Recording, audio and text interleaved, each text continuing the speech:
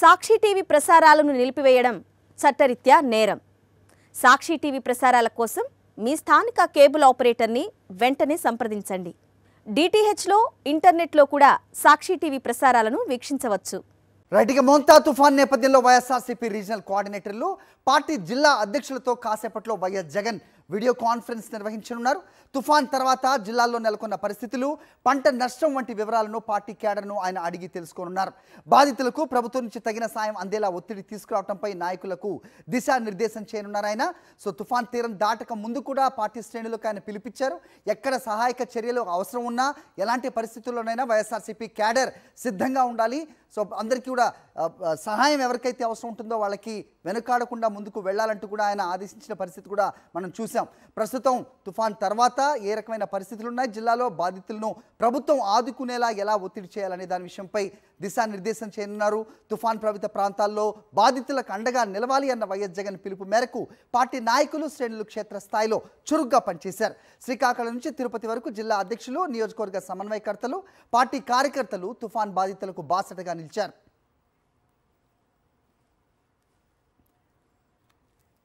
ఒకసారి మా కరెస్పాండెంట్ రవీందర్తో మాట్లాడదాం. రవీందర్, చెప్పండి. సో మాజీ ముఖ్యమంత్రి, వైఎస్ఆర్సీపీ అధ్యక్షులు వైఎస్ జగన్మోహన్ రెడ్డి వీడియో కాన్ఫరెన్స్ నిర్వహిస్తున్నట్టు తెలుస్తోంది.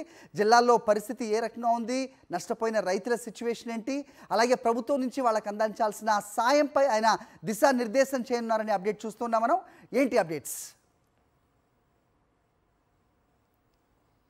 ఖచ్చితంగా హరి, మరికొద్దిసేపట్లోనే ఈ వీడియో కాన్ఫరెన్స్ ప్రారంభం కాబోతుంది. వైఎస్ఆర్ కాంగ్రెస్ పార్టీ అధినేత వైఎస్ జగన్ అన్ని జిల్లాల పార్టీకి సంబంధించినటువంటి జిల్లాల అధ్యక్షులు, రీజనల్ కోఆర్డినేటర్లతో ఆయన మాట్లాడబోతున్నారు. ఈ సందర్భంగా రాబోతున్న రోజుల్లో పార్టీ పరంగా చేయాల్సినటువంటి కార్యక్రమాల గురించి దిశానిర్దేశం చేసే అవకాశం కనిపిస్తుంది. ప్రధానంగా తుఫాను కారణంగా పూర్తి స్థాయిలో ఎఫెక్ట్ అయినటువంటి ప్రాంతాల్లో ఇప్పటికే ఆ పార్టీ అధినేత జగన్ ఇచ్చినటువంటి ఆదేశాల మేరకు పార్టీ క్యాడర్ సహాయ కార్యక్రమాలు కూడా పాల్గొంది. వారి దగ్గర ఉన్నటువంటి ట్రాక్టర్లు గానీ, ఆటోలు లాంటి వాహనాలను కూడా పెట్టి అక్కడ ఉన్నటువంటి ముప్పు గురైనటువంటి ప్రాంతాల్లోని జనాన్ని పునరావాస కేంద్రాలకు తరలించే లాంటి కార్యక్రమాలు చేయడంతో పాటు ప్రధానంగా నిన్న ఈ రోజు కూడా పెద్ద సంఖ్యలో పార్టీ సంబంధించినంత నాయకులందరూ కూడా వెళ్లి అక్కడ పరిస్థితిని సమీక్షించినటువంటి పరిస్థితి. సో ఇప్పుడు జరగబోతున్నటువంటి వీడియో కాన్ఫరెన్స్ లో అక్కడ క్షేత్రస్థాయిలో ఎలాంటి పరిస్థితి తమకు కళ్ళదుట్టు కనిపించిందో అదంతా కూడా పార్టీ అధినేతకు ఆయన దృష్టి తీసుకొచ్చే అవకాశం ఉంది. అయితే ఈ వీడియో కాన్ఫరెన్స్ లో ఇంకా ఏ అంశాల గురించి చర్చించే అవకాశం ఉంది అనేది మాతో మాట్లాడడానికి పార్టీ అధికార ప్రతినిధి పుత్త శివశంకర్ ఉన్నారు.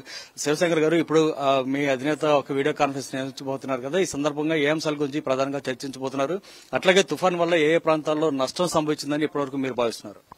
ఈ మోందా తుఫాను వల్ల తీవ్రంగా ఆంధ్రప్రదేశ్ లో జరిగినటువంటి ఆ నష్టాన్ని వైఎస్ఆర్ కాంగ్రెస్ పార్టీ అధ్యక్షులు జగన్మోహన్ రెడ్డి గారి ఆదేశాల మేరకు ప్రభుత్వం ఫెయిల్ అయినా వాళ్ళ ప్రచార ఆర్భాటాల కోసము ఆర్టీజీఎస్ లో కూర్చొని వాళ్ళ ఎలివేషన్స్ కే సరిపోయింది కానీ క్షేత్రస్థాయిలో ప్రభుత్వం గాని ప్రభుత్వ అధికారులను సక్రమంగా ఈ ప్రభుత్వ అధినేతలు చేయించుకుని ఉండడంతో జగన్మోహన్ రెడ్డి గారి పిలుపు మేరకు శ్రీకాకుళం నుంచి తిరుపతి వరకు ప్రతి జిల్లాలో కూడాను వైఎస్ఆర్సీపీ కాంగ్రెస్ పార్టీ నాయకులు, కార్యకర్తలు, జిల్లా అధ్యక్షులు, సమన్వయకర్తలందరూ కూడా 4 రోజుల నుంచి విరివిగా పరిశీలించి ఏ పంటలు ఎక్కడెక్కడ నష్టపోయినాయి, ఏ ప్రాంతాలు తీవ్రంగా ప్రభావితమయ్యాయి, వారికి కావలసినటువంటి అవసరం ఏంటి అనేటువంటి అవసరాల కోసం ఇదంతా కూడా ఆ ప్రభావిత ప్రాంతాల్లో నష్టాన్ని అంచనా వేసేసి ఏ విధంగా వైఎస్ఆర్ కాంగ్రెస్ పార్టీ తరఫున ఈ 4 రోజులు శ్రమించి అవిశ్వాసంగా పార్టీ కేడర్ కష్టం చేశారో ఆ రిపోర్ట్ అంతా కూడా తీసుకుని ఆ ప్రభావిత ప్రాంతాలకు ఇంకా మెరుగైనటువంటి సేవలు అందించాలి.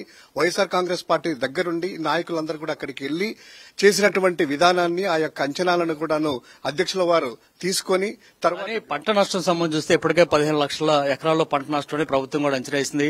ఈ క్రాప్ విధానం అనేది ప్రభుత్వం పట్టించుకోలేదు. ఉచిత బీమా సౌకర్యాన్ని కూడా ప్రభుత్వం కల్పించలేదు. పైగా ముఖ్యమంత్రి నిన్న మాట్లాడుతూ బీమా తీసుకున్న రైతులకి పరిహారం వస్తుందంటున్నారు. మరి మిగతా రైతుల పరిస్థితి ఏంటి? ప్రభుత్వం అసలు ఆదుకునే ఉద్దేశం కనిపిస్తుందా? ముఖ్యమంత్రి వ్యాఖ్యలు చూస్తుంటే మీకేమనిపిస్తుంది? మామూలుగా గతంలో చూసాము, మా ప్రభుత్వం అధికారంలో ఉండగా జగన్మోహన్ రెడ్డి గారు ప్రత్యేక శ్రద్ధ తీసుకుని బీమా, ఉచిత పంటల బీమా ప్రభుత్వమే కడుతూ ఏ సీజన్ కి ఆ సీజన్ క్లియర్ చేసి ఖరీఫ్ లో వస్తే కనుక ఇమీడియట్ గా రబీలో నష్టం జరిగితే ఖరీఫ్ లో ఇచ్చేట్టుగా చూసాం. కానీ ఈ ప్రభుత్వం వచ్చిన తర్వాత కూటమి ప్రభుత్వం 4 సీజన్లు అయ్యాయి. 2024 ఖరీఫ్ రబీ, 2025 ఖరీఫ్ రబీ. ఏ ప్రాంతంలో నష్టపోయినా కూడా గతంలో చూసాము. ఈ బుడమేరు గాని ఈ ఘటనలు జరిగినా కూడాను కేవలం ఆర్భాటాలకే కానీ రైతులకి ప్రభుత్వం ఆ నష్టపరిహారం ప్రభుత్వం బీమా కట్టి ఉంటే క్లియర్ గా వాళ్ళకి హక్కుగా ఈ రోజు వచ్చేది. ఈ రోజు పరిస్థితుల్లో ఇన్పుట్ సబ్సిడీ లేదు, క్రాప్ ఇన్సూరెన్స్ లేదు, ఏ విధంగా రైతులకు మద్దతు ధర లేదు. చాలా అల్లకల్లోలమైనటువంటి ఈ యొక్క పరిస్థితుల్లో జగన్మోహన్ రెడ్డి గారి అధ్యక్షుల వారు జిల్లా అధ్యక్షులతో తీసుకుని రీజనల్ కోఆర్డినేటర్లతో సమగ్ర ప్రణాళిక కూడా రచించేసేసి ప్రతి రైతుకు న్యాయం జరిగే విధంగా, ప్రతి హౌస్ హోల్డ్ కి ఎవరైతే నష్టపోయారో వాళ్ళందరికీ కూడాను న్యాయం జరిగే విధంగా వైఎస్ఆర్సీపీ శ్రేణులు ఏ విధంగా 4 రోజుల నుంచి యాక్టివేట్ చేశారో, తర్వాత కూడా పోస్ట్ తుఫాన్ సహాయ చర్యలు కూడాను ముందుకెళ్లాలనేటువంటి దశ నిర్దేశం చేయడానికి ఈ రోజు ఈ యొక్క మీటింగ్ సమావేశాన్ని ఏర్పాటు చేయడం జరిగింది.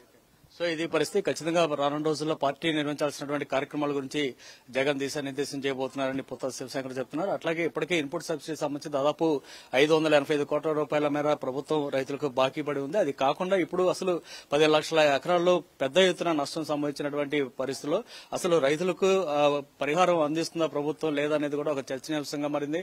సో ఇలాంటి అనేక అంశాల గురించి ఈ రోజు వైఎస్ జగన్ మాట్లాడే అవకాశం అయితే కనిపిస్తోంది. Hari. Right Ravinder, thanks for the inputs. Sakshi TV ప్రసారాలను నిలిపివేయడం చట్టరీత్యా నేరం. సాక్షి టీవీ ప్రసారాల కోసం మీ స్థానిక కేబుల్ ఆపరేటర్ను వెంటనే సంప్రదించండి. DTHలో ఇంటర్నెట్లో కూడా సాక్షి టీవీ ప్రసారాలను వీక్షించవచ్చు.